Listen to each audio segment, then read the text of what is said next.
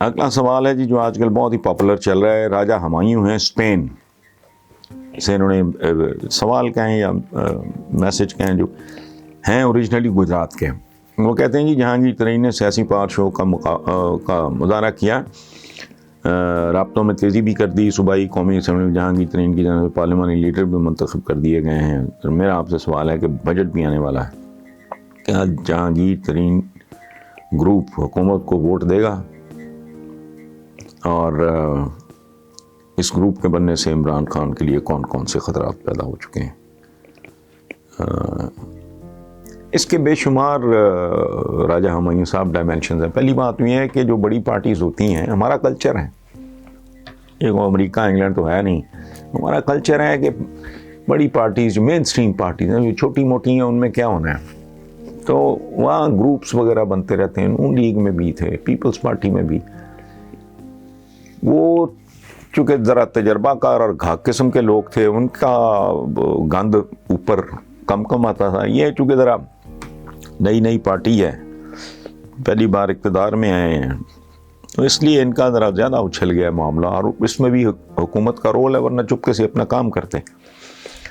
تو اچھا، باقی رہ گیا پاور پلے، اس میں سارا کچھ ہی حلال ہوتا ہے. ہماری پوری تاریخ بھری پڑی ہے، بابر کے سسر سے لے کے اس کے چچاؤں سے لے کے، انہوں نے بابر کے پاؤں ہی نہیں ٹکنے دیے.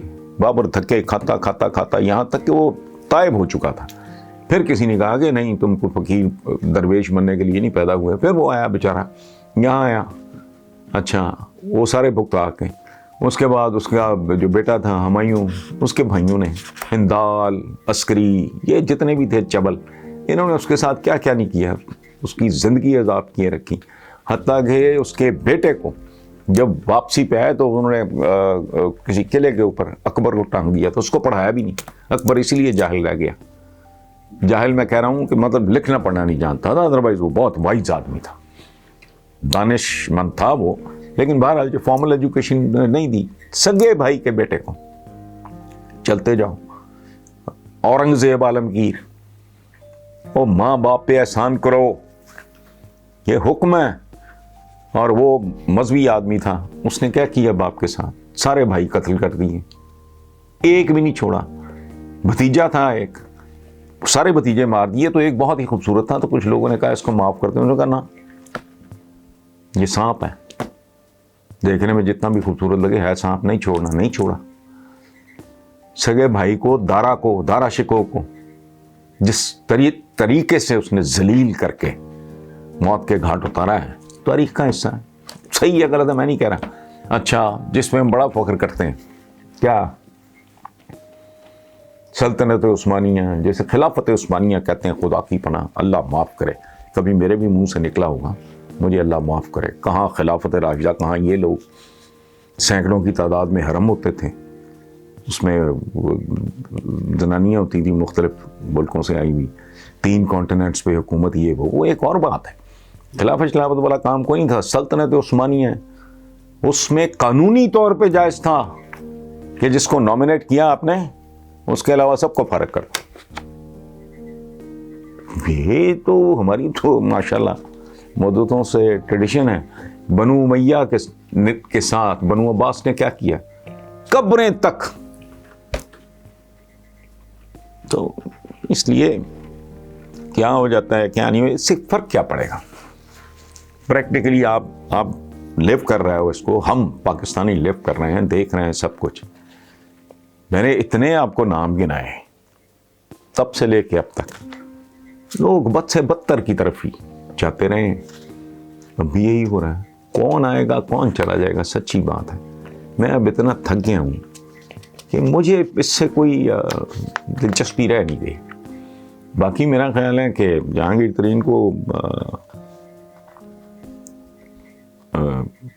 you must give it a try. اپنی پارٹی بنا کے دیکھ لے. ورنہ جو جہانگیر ترین کی پوزیشن ہے، وہ بہت ہارڈ ورکنگ، بہت محنتی، ڈسپلنڈ، بہت پڑھا لکھا، بہت ذہین آدمی. اپنی پارٹی بنانے کے دیکھ لے. ورنہ جس پوزیشن میں وہ پی ٹی آئی میں تھا، اس پوزیشن میں تو پیپلز پارٹی بھی اس کو قبول کر لے گی. نون لیگ بھی اس کے پیچھے ہے، پیپلز پارٹی کی بھی خواہش ہے. وہ کہیں بھی جا سکتا ہے. ٹرائی کر کے دیکھ لے. if he succeeds good. If he doesn't, وہ اپنے ساتھیوں سمیت، وہ ہمارے یہاں وہ کہتے ہیں نا ہزاروں ساتھیوں سمیت، وہ اس کے پاس تو بہت ہی کام کے لوگ ہیں بہرحال. لیکن I am not interested کہ کوئی چہرہ تبدیل ہو جائے نہ بہت. میں ایک حماقت کر بیٹھا ہوں پی ٹی آئی والی، مجھے اس پہ اللہ معاف کر دے، وہی بہت کافی ہے، باقی نہیں اپنے. اچھا، وہ کہتے ہیں کہ جی آج کی بڑی خبر یہ ہے کہ 2 ممالک نے دوستانہ معاہدے پہ چلتے ہوئے ادھار تیل دینے کا فیصلہ کیا ہے. وزیر اطلاعات کے مطابق سعودی عرب پاکستان کو پھر ادھار تیل دے گا. اس کے لیے سالانہ $3 ارب تک مؤخر ادائیگی کا اصولی فیصلہ ہو گیا ہے. لوگوں کو انصاف کی تلاش ہے، روزگار کی تلاش ہے، معیاری تعلیم کی تلاش ہے، مگر یہاں تو قرض پہ قرض پہ قرض لیا جا رہا ہے. آخر آپ ہی بتائیں کہ اس ملک کا نظام کیسے ٹھیک ہونا ہے.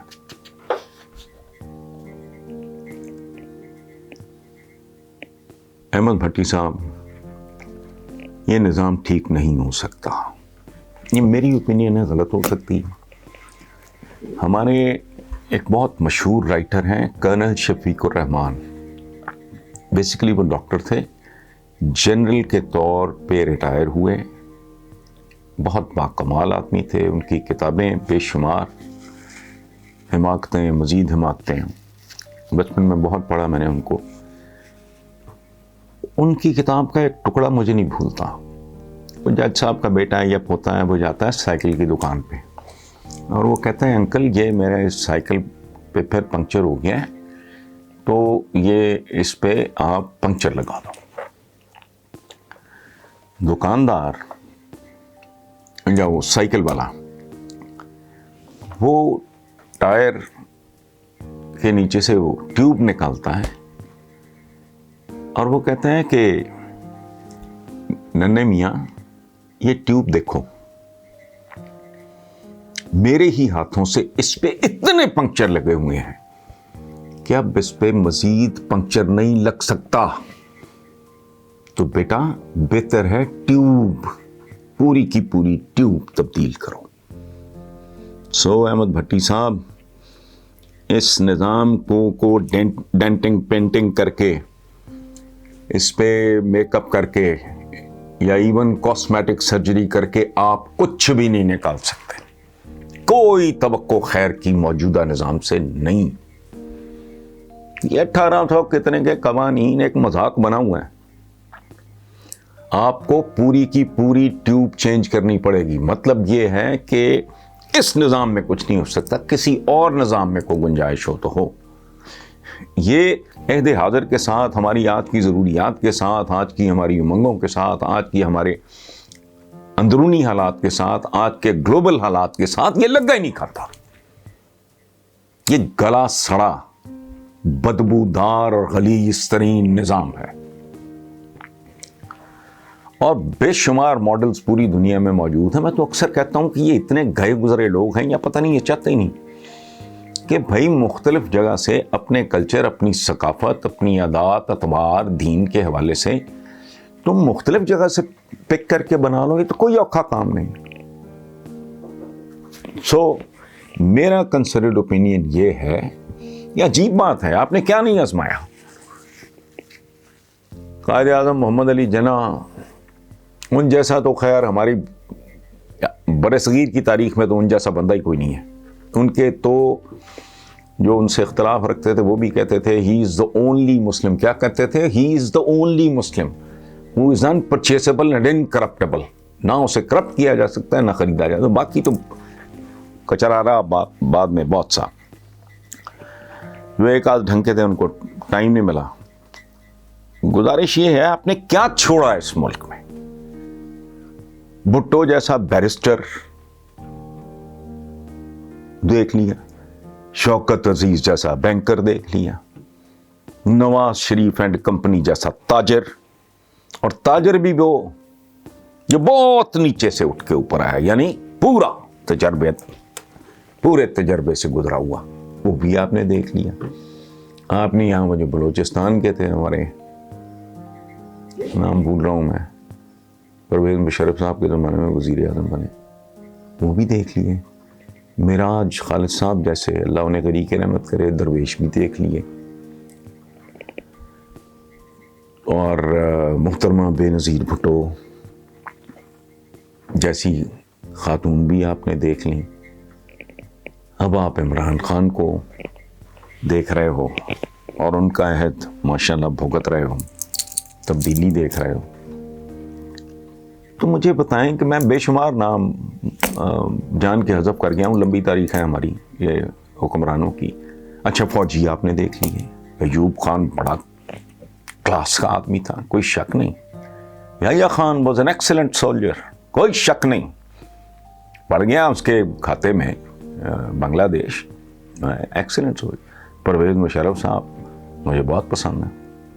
یہ سارے بیچارے کیا کر سکے، چاند چور چکار بھی نکلے، ڈکیت نکلے، نام کیا لینے. باقی تو ایسے نہیں. بھٹو صاحب پہ تو کوئی الزام نہیں ہے لوٹ مار کا.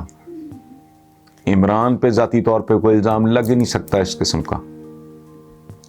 تو کیا ہے، نہ وکیل چھوڑے آپ نے، نہ جاگیردار چھوڑے آپ نے، نہ صنعت کار چھوڑے آپ نے، نہ بینکار چھوڑے آپ نے. بینکر بھی ہوا کچھ بھی نہیں، بد سے بدتر. وجہ کیا ہے؟